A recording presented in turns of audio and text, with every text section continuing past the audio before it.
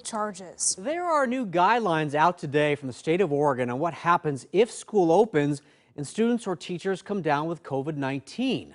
Our Lisa Balick is following this topic, and she talked one-on-one today with the director of the state education department. Lisa joins us live from downtown Portland with what they had to say.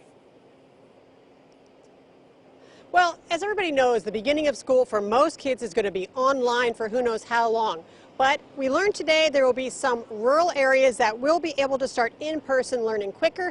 That's one of the main reasons they decided to come up with these COVID guidelines in the what-if scenario.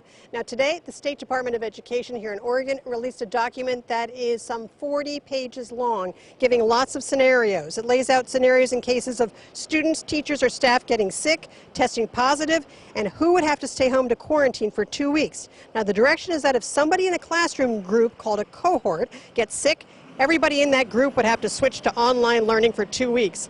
And if somebody rode the same bus as an infected child, all those bus riders would have to stay home as well. I talked with the head of the education department about all this. We do need to be prepared and make sure that every school district and every local public health authority has the same information in understanding how to deal with anyone who comes in who is either symptomatic or who may have been in contact with a confirmed case of COVID. Now, the State Department of Education today also gave rural and remote area schools more flexibility to open sooner in areas where there are no cases of COVID. Now, coming up at 5, answers to some questions such as what's happening in Portland with teachers. Will they be able to work from their classroom if they want to remotely or at home remotely?